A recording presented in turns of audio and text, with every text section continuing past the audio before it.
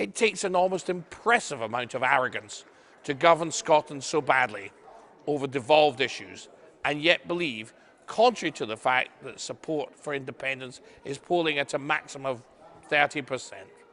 The public want what you're offering is what they think, and they're wrong. It's almost mind-blowing how the SNP can so brazenly ignore the fact that more Scots voted for the United Kingdom than for the European Union. More Scots voted for the United Kingdom than for the SNP. And that Sturgeon's own party, after trying the independence line after the Brexit vote, lost 21 seats, including some of their biggest names, the biggest beasts like Alex Salmond. Naturally, true to form, Sturgeon ignores all of that, just as she ignores the Scottish people. One could be mistaken for thinking Sturgeon is being malicious in all of this and holds the Scottish people and their welfare in contempt.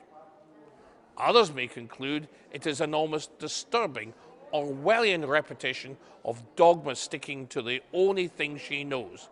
In either case, the consequence for Scots is grim. Nicola Sturgeon has put together the SNP's Sustainable Growth Commission, tasked with coming up with a report that will lay out the economic blueprint for leaving the United Kingdom. Some of you may remember the last economic blueprint. If that is anything to go by, then this one will no doubt miss out swathes of inconvenient information. Some admissions have already been made, however, such as Keith Brown, one of Sturgeon's key men. He admitted that so far they have no idea what currency Scotland will use in the next 15 years. Well, I can't help with that, and to some extent I know that it won't be the pound, since that is the United Kingdom's currency. Given Sturgeon's obsession with the EU, though, it may well be the euro, the consequences of which need no explanation. Even if Scotland were able to have its own currency, which under the EU wouldn't be the case, it wouldn't last for very long. There are even bigger issues for the SNP.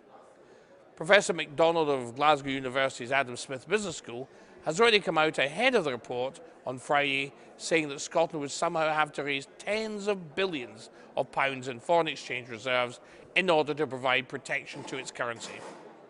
He further warned that the whole operation would cost in the region of £300 billion. In the most highly taxed part of the United Kingdom, one does have to wonder whether this money might be raised or who is going to pay for it. I guess it might be you. Sturgeon could peg any new currency to the sterling. That would require even higher reserves, however, or she could peg it to the euro. But with its volatility and instability, that wouldn't be a great idea either. Sturgeon wants to restart the debate on Scottish independence. Isn't it strange that Sturgeon and the SNP would want to restart such a debate just at a time when they're failing in almost every other area? It seems almost unbelievable. Why not have a debate about those things?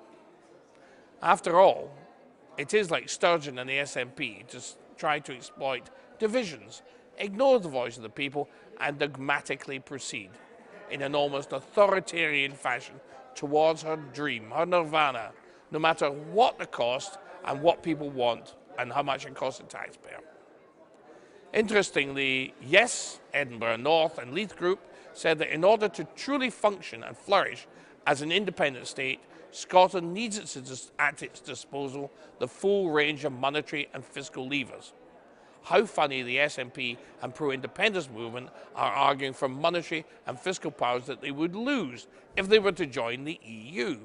And yet they are adamantly and religiously pro-EU.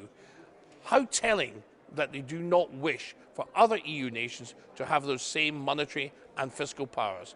How telling it is that they are so passionate about independence, they conveniently ignore the fact that it is incompatible with their pro-EU goals. It is the same old story again. Really, the SNP and their supporters don't want true independence. They aren't really interested in monetary and fiscal power.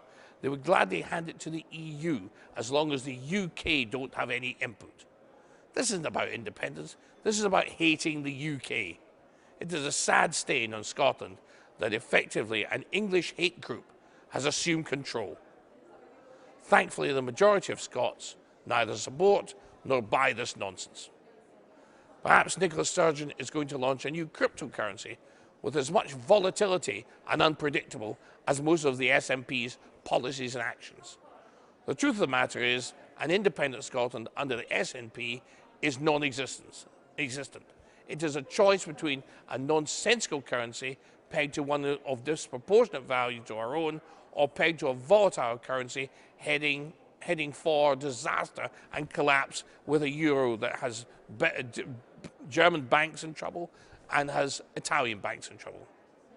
The SNP economic basis for independence has as much value as the SNP's policing, health and education, and economic record. My advice: start collecting Scotch eggs.